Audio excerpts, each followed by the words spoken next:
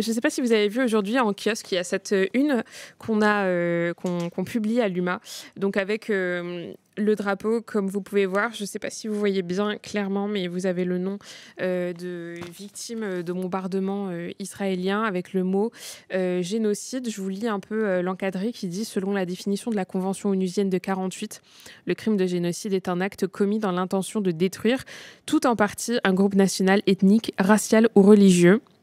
Et ce mot tend à s'imposer pour qualifier les crimes perpétrés par l'armée israélienne. Dites-moi dans le chat si vous avez vu cette une et ce que vous en avez pensé, si vous pensez nous l'acheter, si vous pensez la retweeter sur les réseaux sociaux. Dites-le nous. En tout cas, nous, c'est une qui nous semblait importante ici à l'UMA. Je te parle sous ton contrôle, hein, Pierre, qu'on ne voit pas mais qu'on continue à entendre normalement. Tu es là? Bah oui. Super. Écoute, aujourd'hui, on avait envie de t'avoir parce que tu es un peu notre, tu es carrément même notre spécialiste un peu, Moyen-Orient et puis sur toute, cette zone-là. On avait envie de faire un point déjà, de discuter un petit peu sur, où en était, cette guerre génocidaire que mène, Israël dans l'enclave de Gaza. On a dépassé les 52 000 morts, récemment. Il y a eu un week-end particulièrement sanglant la semaine dernière avec des tentes humanitaires bombardées et incendiées. Et puis un peu un revirement au niveau de ce qu'on appelle, pas très sainement la communauté internationale, mais voilà, on va dire les pays occidentaux qui avaient affiché un soutien sans faille à Israël commencent un petit peu à refroidir un peu, à temporiser. Et puis on a Emmanuel Macron qui, dans quelques jours, avait évoqué l'éventualité à l'ONU voilà, de dire que de reconnaître l'État palestinien, pardon. Ce dont on parle moins, c'est que Israël bombarde également le Liban, bombarde également le Yémen. On avait envie d'en parler avec toi et on va prendre les questions du chat au fur et à mesure. Donc voilà, est-ce que tu peux nous expliquer déjà sur quel front Israël bombarde en ce moment, ne serait-ce que cette semaine? Je crois que d'abord, il faut remettre en situation avant de regarder les bombardements. Mmh. Euh, Netanyahou et Israël développent leur projet depuis le début. Ils ont pris prétexte des attaques monstrueuses du 7 octobre 2023, en fait, pour prolonger ce qu'ils veulent faire. Et ce qu'ils veulent faire, c'est mettre la main sur l'ensemble de la Palestine historique. Et pour ça, Benjamin Netanyahou avait besoin de faire entrer son projet dans celui beaucoup plus large des États-Unis et d'avoir une région qui soit à la main des États-Unis, c'est-à-dire qui acquiesce à la stratégie américaine dans le sens et dans le cadre des intérêts américains. Et évidemment, quand on regarde la carte avant le 7 octobre 2023, dans les pays qui ne mangeaient pas complètement dans la main des Américains, il y avait le Liban, il y avait le Yémen, il y a l'Iran, évidemment, et c'est sur ces fronts-là que Netanyahou intervient aujourd'hui. C'est-à-dire, c'est fait avec la guerre qu'il a menée au Liban, même s'il continue à bombarder en partie le sud de ce pays. Le gouvernement qui est en place aujourd'hui va dépendre beaucoup plus fortement des États-Unis. L'Iran est déstabilisé et affaibli et en négociation actuellement sur son dossier nucléaire avec les Américains. Quant aux Houthis, ça devient un peu le village d'Astérix, puisque Mmh. de là où au Yémen, ils continuent à faire des frappes sur les bateaux, les navires qui passent le détroit d'Ormuz et qui sont dans le golfe arabique pour ravitailler Israël et qu'ils frappent ces bateaux-là. Et donc Israël attaque les Houthis qui ne sont pas, encore une fois, dans le cadre de la stratégie américaine. Donc c'est dans ce sens-là qu'il faut regarder ce qui se passe. Et c'est aussi une manière pour Israël de se rendre indispensable et donc de faire en sorte que personne ne s'attaque d'un point de vue politique ou économique à Israël. Alors Mmh. comme tu l'as dit, les choses commencent un petit peu à évoluer, un petit peu. Il aura fallu plus de 5 morts quand même. Et encore, quand on dit un petit peu, c'est l'allusion à l'Union européenne qui enfin va peut-être réexaminer son accord d'association avec Israël, notamment dans le cadre du chapitre 2 de cet accord d'association, qui prévoit qu'Israël doit respecter les droits de l'homme euh, en Palestine, Mmh. dans les territoires palestiniens. Voilà. Donc, enfin, bon, s'il faut et donc ça pourrait aboutir à la suspension de cet accord avec Israël, ce qui serait évidemment une claque pour Israël, parce que cet accord prévoit des facilités commerciales qui vont vraiment qui aident vraiment Israël commercialement, quoi. Beh, tu es apparu, Pierre. Sache qu'on te voit maintenant. Ah bah voilà, très Bah bien. voilà, je Oui, vous présente justement. Pierre. Super, ne bougeons plus, tu as une bonne connexion, on bouge pas. Si jamais tu disparais, forcément, on aura toujours ton expertise. Ah bah voilà, Ce on te serait dit une journée bonjour. de tombe. Est-ce que ça vous dit de chat chat, encore une fois, on prend toutes vos questions en priorité, forcément. On nous dit il n'y a pas un cessez-le-feu au Liban. Est-ce que l'UMA y est allé? Oui, oui, moi je me suis rendu évidemment au Liban. Il y a un cessez-le-feu, mais il y a encore des troupes israéliennes qui se trouvent dans le sud du Liban, et donc il y a des endroits. Ils ont créé à la frontière israélienne, à la frontière entre Israël et le Liban, comme ils le font un peu partout, comme toujours, c'est une vieille pratique israélienne de créer ce qu'ils appellent des zones tampons, qui seraient Mmh. susceptibles d'empêcher des attaques ou une meilleure surveillance pour Israël par rapport à sa sécurité. Ce qui pourrait, à la limite, s'entendre. Sauf que ces zones tampons sont toujours créées dans le pays adverse. C'est jamais dans le territoire israélien qui crée ces zones tampons pour éviter des attaques ou quoi que ce soit.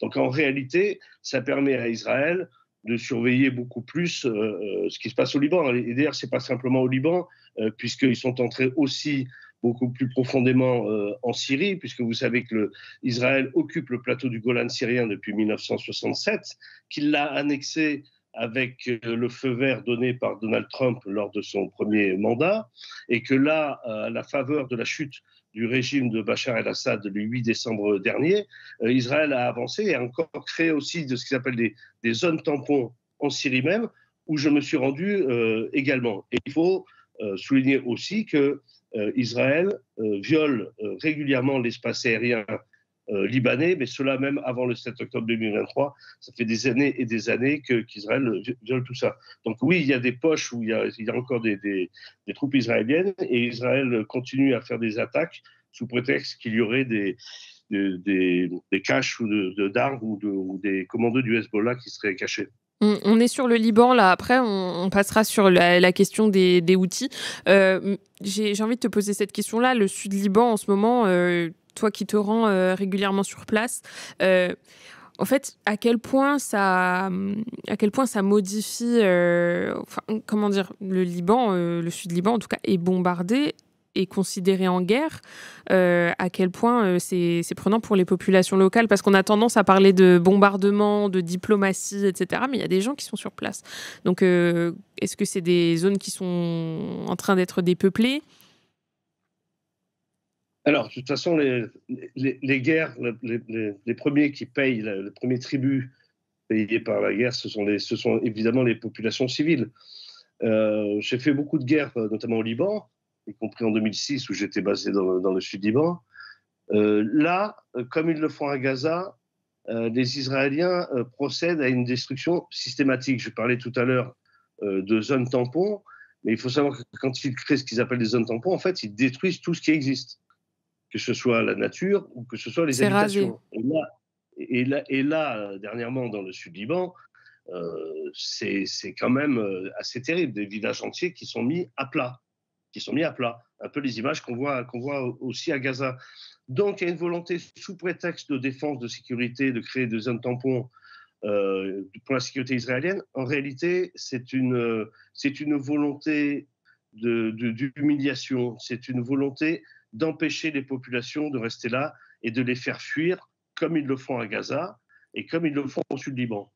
Le problème, c'est que les gens sont attachés à leur terre. Enfin, le problème pour Israël, c'est que les gens sont attachés à leur terre et que malheureusement, ils ont l'habitude aussi de ce genre de situation.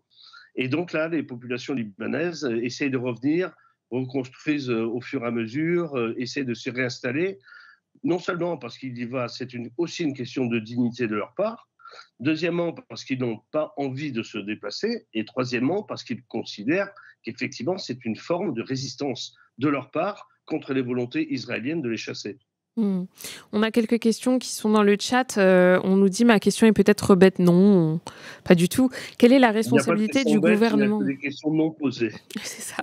Là, on nous demande, quelle est la responsabilité du gouvernement israélien dans le développement économique, politique, militaire, du Hamas? Je dirais même à quel point, si je peux un peu, étayer la question, à quel point en fait les bombardements israéliens, participent, on va dire, au discours, du Hamas, pour, voilà, pour notamment justifier, le 7 octobre. Mmh. Il y a une chose qui est claire, qui je crois commence à se savoir maintenant, c'est qu'au moment de la création du Hamas, Israël y a vu une possibilité de remettre en cause l'hégémonie de l'Organisation de libération de la Palestine, de l'OLP, au sein du peuple palestinien. Mmh. Et quand je dis peuple palestinien, c'est au sens large du terme. Parce que l'OLP, l'Organisation de libération de la Palestine, est une organisation qui représente l'ensemble des Palestiniens. Pas simplement ceux qui sont en Cisjordanie ou à Gaza, ils représentent les Palestiniens aussi de la diaspora et surtout les Palestiniens des camps de réfugiés, c'est-à-dire les réfugiés palestiniens, ceux de 1948, c'est-à-dire ceux qui ont subi la Nakba, ce qu'on appelle la Nakba en arabe, la catastrophe, La ceux de catastrophe. 48, mais aussi ceux de 1967, et maintenant il faut rajouter ceux de 2023, 2024, 2025, qui sont obligés y compris de déplacements internes. Donc Israël, à l'époque, avait vu la possibilité avec le Hamas, et notamment à la fin des années 80, de permettre l'éruption d'une nouvelle organisation pour affaiblir l'OLP. C'est comme ça que ça s'est passé. Et après, le Hamas étant une organisation islamiste, a aussi surfé sur le renforcement de l'islam politique dans l'ensemble de la région, des organisations de l'islam politique qui, il faut le rappeler, n'ont pas été simplement aidées par Israël, puisque à l'époque, y compris au début de la guerre froide dans les années 50, les Américains et la CIA ont aidé un certain nombre de groupes d'islam politique dans l'ensemble du Moyen-Orient, y compris vers l'Afghanistan, etc., pour contrecarrer ce qu'ils appelaient à l'époque le danger communiste. Donc cette histoire de l'islam politique n'est pas complètement nouvelle, même si certains le découvrent maintenant. Et puis l'islam politique s'est aussi développé sur le fait que les pays arabes ont beaucoup réprimé les mouvements progressistes, les partis communistes, les ont emprisonnés, voire leurs militants. Et dans ce vide politique, l'islam politique, dont les relais de propagande se font aussi par les institutions religieuses et donc par les mosquées, a pu se développer beaucoup plus largement. Donc Israël a pris la responsabilité de faire ça, de développer ça, et c'était effectivement ce qui s'est passé, d'autant que Gaza est historiquement un territoire très rebelle, et beaucoup plus complexe qu'il n'y paraît. Si maintenant on découvre la bande de Gaza, moi j'y vais depuis plus de 20 ans et j'ai couvert toutes les guerres qui se sont déroulées à Gaza, sauf celle-là, parce que Israël avait déjà essayé de nous empêcher de nous rendre à Gaza, et cette fois-ci il y parvient totalement, aussi avec l'aide de l'Égypte d'une certaine manière, mais aussi parce que je suis rendu dans le sud du Sinaï, aux portes de Gaza l'année dernière, sans pouvoir entrer, parce que les surveillances se font par les drones israéliens. Mais pour revenir à Gaza, y compris la vie palestinienne et la vie politique palestinienne à Gaza est sensiblement différente de celle de la Cisjordanie. Et donc, c'est un éventail aussi d'organisations et aussi qui résistent à ce qui se passe depuis des années, bien avant le 7 octobre 2023, les divergences se faisant évidemment sur la stratégie à appliquer et sur les questions de la lutte armée contre qui, est-ce que les civils ou pas les civils, mais en tout état de cause, y compris dans la discussion que j'ai pu avoir en Israël, y compris avec un ancien directeur de cabinet de Benjamin Netanyahou, directeur de cabinet qui a été général de parachutiste de l'armée israélienne, tout le monde pense que Netanyahou a laissé faire cette attaque du Hamas du 7 octobre 2023 pour pouvoir mettre en place toute la stratégie qu'on observe aujourd'hui. On a aussi parlé des Houthis au Yémen. Tu nous as dit que c'était un petit peu le village qui résiste encore et toujours à l'envahisseur, un petit peu qui combat tout seul dans cette zone-là. Est-ce que tu veux bien nous expliquer déjà qui sont les Houthis et quel est et nous expliquer un petit peu le rapport entre le Yémen et Israël dans ce conflit-là? Alors, les Houthis sont une population du Yémen qui est plutôt chiite et qui se sont élevés contre le pouvoir central yéménite, si tant est qu'on puisse parler de pouvoir central au Yémen, puisque vous savez que pendant des années, jusqu'à la chute du mur de Berlin, il y a eu 2 Yémen, un Yémen du Nord, un Yémen du Sud, mais bon, on va pas développer cette question maintenant. Et donc les Houthis sont dans une bataille dans laquelle ils ont été soutenus, parce que vous savez que dans la géopolitique et dans les conflits qui existent, il y a évidemment beaucoup de mains qui se mettent dedans. Et donc d'une certaine manière, les Houthis, en combattant un pouvoir central qui était soutenu par l'Arabie saoudite et par les Émirats arabes unis, s'est retrouvé dans le camp de l'Iran. Et donc a été aussi aidé par l'Iran. Et donc, aidé par l'Iran dans cette région du monde, ça veut dire faire partie d'une certaine manière de ce qu'on appelle l'axe de la résistance, que les Iraniens appellent l'axe de la résistance, dans lequel sont englobés le Hamas, le Hezbollah et les Houthis. Voilà. Et donc, dans cette stratégie-là, qui avait été aussi celle du Hezbollah après le 7 octobre 2023 et les attaques israéliennes menées contre la bande de Gaza, il s'agissait d'ouvrir un nouveau front, c'est ce qu'avait fait le Hezbollah, pour faire en sorte qu'Israël ne puisse pas mettre toutes ses forces contre la bande de Gaza et donc de harceler l'armée israélienne au nord d'Israël. Ça, c'était le but du Hezbollah. Et les Houthis, pour leur part, qui sont aussi équipés, ont harcelé les bateaux et gêné la navigation et le commerce israélien, notamment dans le cadre du détroit d'Ormuz. Voilà. Donc c'est comme ça qu'ils se situent dans la problématique régionale. J'ai une question qui me taraude un petit peu depuis la création de l'État d'Israël. Israël a toujours été en conflit armé avec des pays de cette zone du Moyen-Orient? C'est une question? Oui, c'est une question. Alors il faut remonter bien avant, parce que si vous voulez, la création d'Israël, stricto sensu, a été créée par le partage de la Palestine historique, par le vote de novembre 1947 par les Nations Unies. Okay. Sauf que cette question-là de la création d'Israël date de bien avant. On a dit que c'était à cause de la Shoah, donc ce n'était pas à cause de la Shoah. La Shoah a été un catalyseur dans la création de l'État d'Israël, vu le génocide qui avait été mené contre les Juifs en Europe. Mais l'idée de la création d'un État d'Israël date de 1897 avec Théodore Herzl, qui est l'inventeur celui qui a conçu le sionisme et qui en parlait même lors du premier congrès qui s'est tenu à Bâle en Suisse. Donc il y a eu tout un processus, y compris d'immigration juive en Palestine dans les années 30, après que la Grande-Bretagne ait reçu de la part de la Société des Nations, c'est-à-dire l'ancêtre de l'ONU, ait reçu le mandat sur la Palestine historique, donc ce qu'on appelait la Palestine mandataire, et la Grande-Bretagne a favorisé l'immigration juive dans cette partie du monde. La Grande-Bretagne qui, en 1917, avait édicté ce qu'on a appelé la déclaration Balfour, c'est-à-dire qu'elle reconnaissait la nécessité et la possibilité de la création ce qu'ils ont appelé un foyer national juif en Palestine.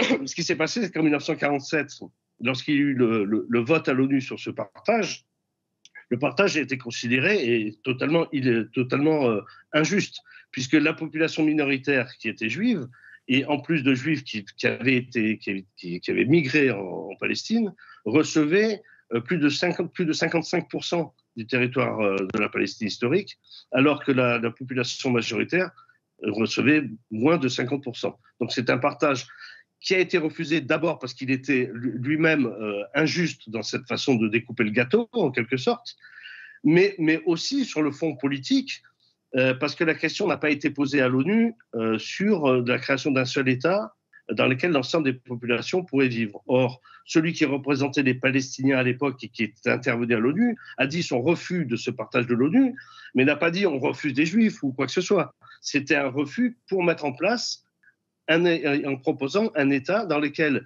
les trois religions, chrétiennes, juives et musulmanes, auraient les mêmes droits et tous les citoyens de cet endroit-là auraient les mêmes droits. Voilà. Et c'est ça qui n'a pas été pris en compte en réalité, y compris par l'ONU, ce qui a fait que ce partage a été refusé par les pays arabes et qui a créé la guerre en 1948 lors de la déclaration de ce que l'Israël appelle sa déclaration d'indépendance, c'est-à-dire la déclaration de la création de l'État d'Israël.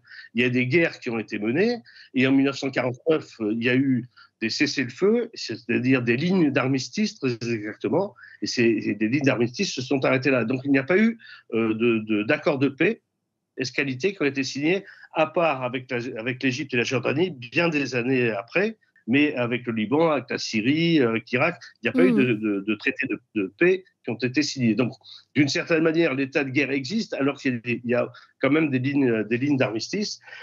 Et donc, la question se pose, la question, c'est comment est-ce qu'on arrête tout ça? Et la question palestinienne est évidemment centrale. Et quand on parle de la question palestinienne qui est centrale, on peut dire que tant que l'occupation israélienne se poursuit sur les territoires palestiniens, ça veut dire qu'Israël ne veut pas la création d'un État de Palestine.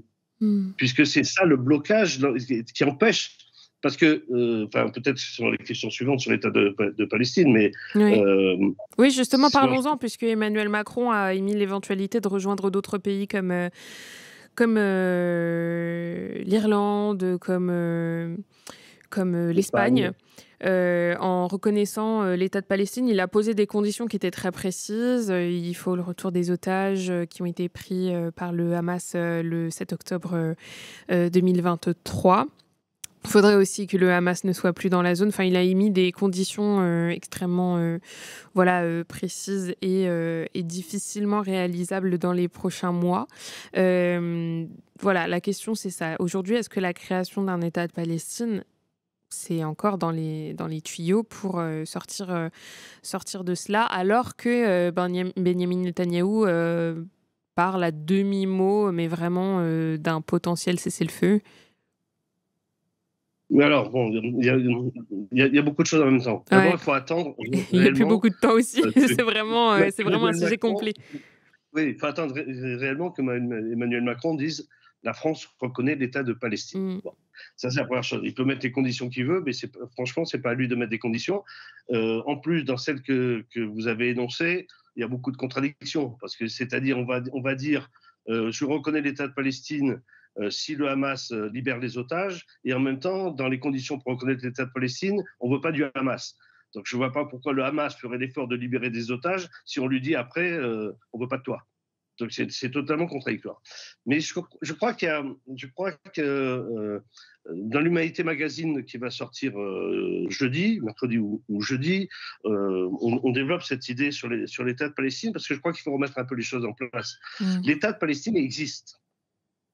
Parce que ce qui est constitutif au regard du droit international d'un État, c'est un peuple, un territoire et une administration. Ça existe. Le problème, c'est la possibilité qu'ils fonctionnent et qu'ils vivent. Et ça n'est pas possible. Parce que le territoire est occupé et colonisé. Mais d'ailleurs, l'ONU le dit souvent que le droit d'un pays à exister n'est pas noté en tant que tel, mais c'est le droit des peuples à exister et exister dans des conditions dignes. Il y a le droit, alors la question, c'est le droit à l'autodétermination du peuple palestinien. Et aujourd'hui, c'est pour ça que je disais tout à l'heure, tout montre qu'en fait, Israël ne veut pas d'un État de Palestine à côté de celui d'Israël, puisque cet État de Palestine pourrait se construire dans ce qu'on appelle les frontières de 1967, c'est-à-dire les lignes d'armistice de 1949 dont je parlais tout à l'heure, avec Jérusalem-Est comme capitale. Mais pour ça, si l'occupation se poursuit, et si les colonies, il y a quand même plus de 800 000 colons qui vivent en Cisjordanie occupés aujourd'hui, les colons israéliens. Tant que ces 800 000 colons seront là, tant que les colonies ne seront pas démantelées, et tant que l'armée israélienne continuera son occupation, l'État ne pourra pas être viable.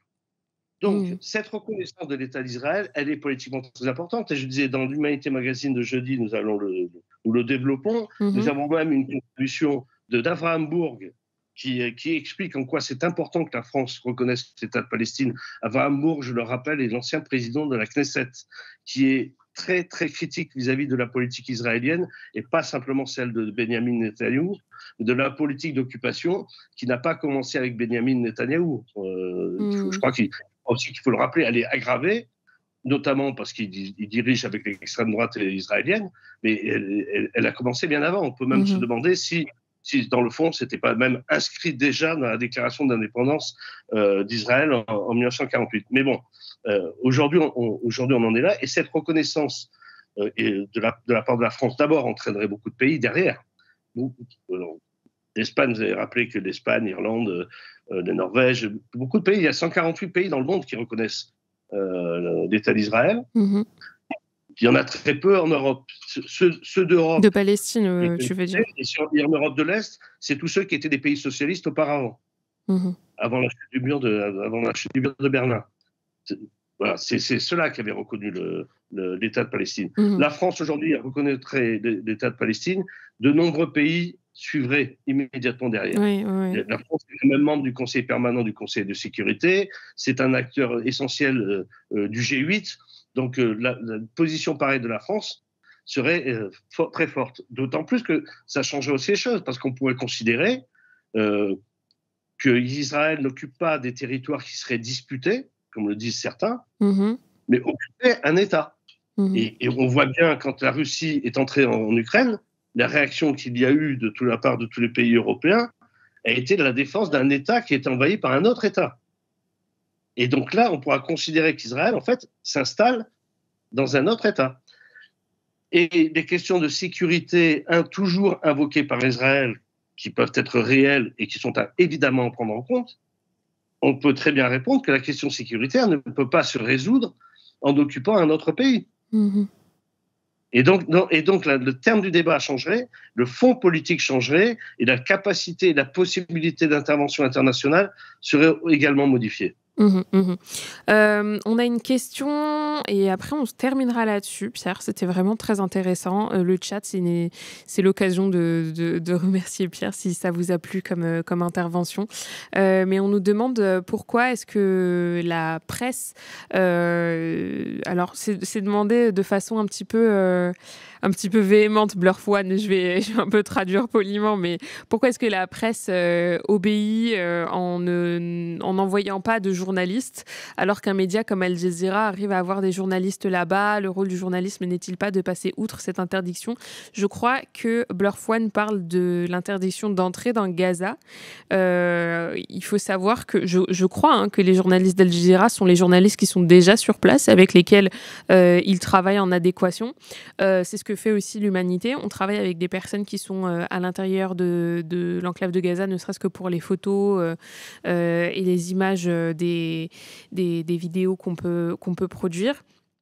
Et voilà, surtout, est-ce que tu peux nous parler de l'interdiction d'entrer dans Gaza et de comment est-ce qu'on fait pour avoir des informations de journalistes sur place? Et je rappelle aussi que plus de 220 journalistes ont été tués, c'était des journalistes qui étaient sur place, qui rendaient compte, qui prenaient des photos, qui tenaient le monde au courant de ce qui se passait dans l'enclave, alors que d'autres yeux du monde ne pouvaient pas y entrer.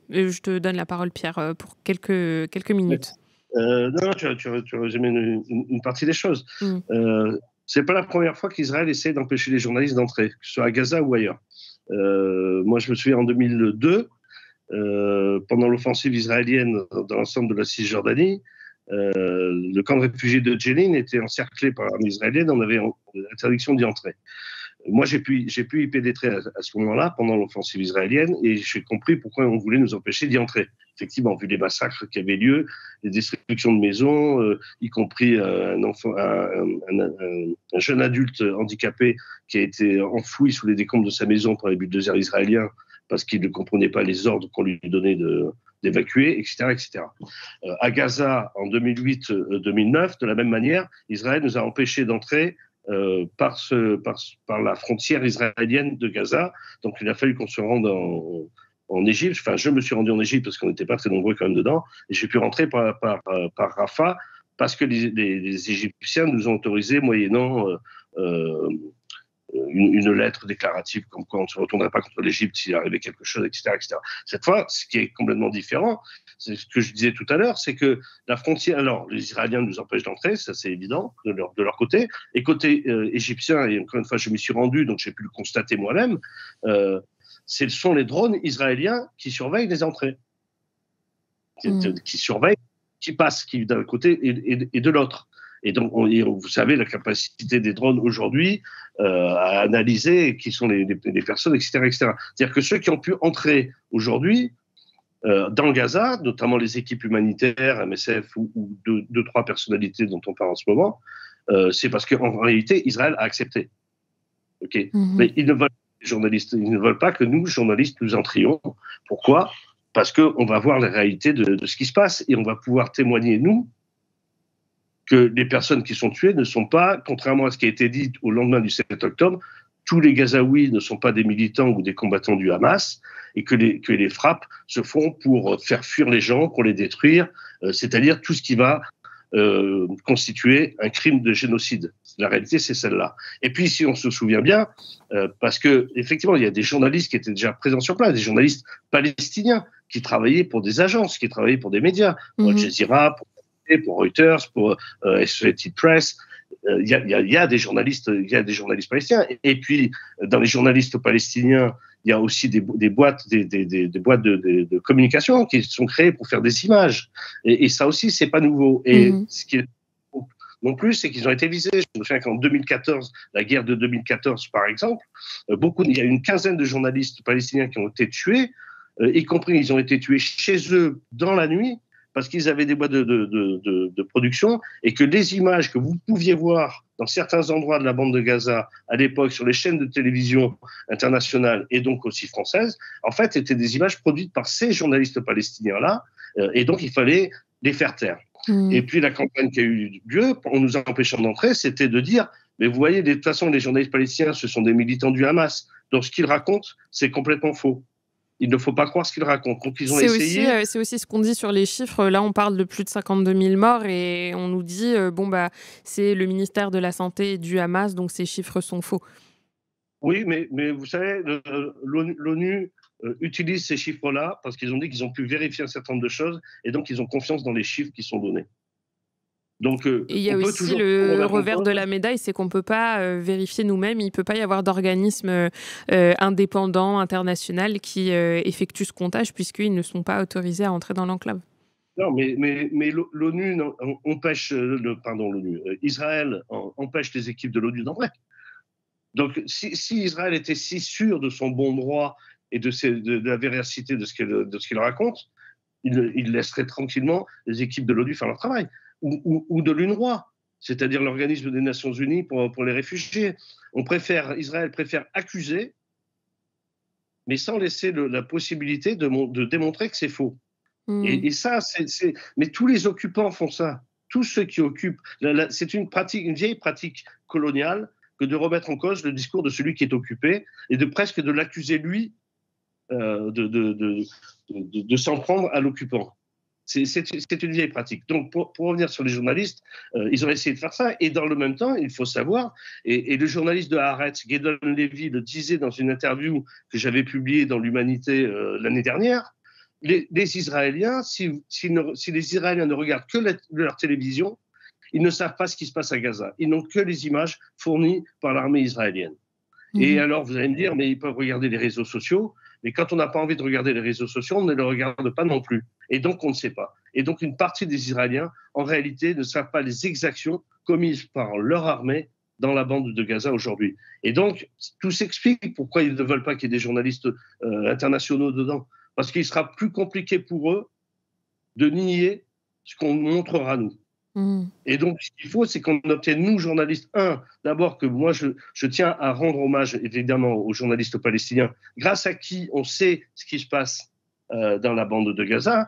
Et s'ils sont ciblés, ce n'est pas pour rien. Je rappelle qu'au Festival de Cannes a été montré un film réalisé par Sepideh Farsi, Mm. qui était une conversation sur plusieurs mois avec une journaliste palestinienne. Et le jour où le film a été sélectionné dans la section acide du Festival de Cannes, l'armée israélienne a bombardé la maison de Fatouma, cette photo-reporter palestinienne, et a tué notre consoeur et toute sa famille. Et c'est comme ça que l'armée israélienne procède aujourd'hui pour faire taire toutes les voix, pour faire peur, pour faire en sorte que plus personne ne bouge et que plus personne ne dise rien. Et c'est proprement scandaleux. Et donc moi j'invite tout le monde, quand il va sortir, à aller voir ce film de Sepideh Farsi. Et on rend hommage notamment à Fatouma dans cette une qu'on publie ce matin. Encore une fois, vous pouvez la trouver en kiosque si jamais vous n'avez pas envie de l'acheter en papier ou que vous le trouvez plus parce qu'il est en rupture de stock, on ne sait jamais. Vous pouvez aussi aller sur notre site, vous pouvez retweeter cette une, vous pouvez la partager sur vos réseaux sociaux. On vous l'a mise sur Instagram, on vous l'a mise sur Twitter notamment. Et encore une fois, c'est le journal du jour avec le nom d'énormément de victimes qui ont été identifiées et qui posent le mot de génocide. Et on vous explique pourquoi le journal L'Humanité fait le choix d'utiliser ce mot pour parler du conflit.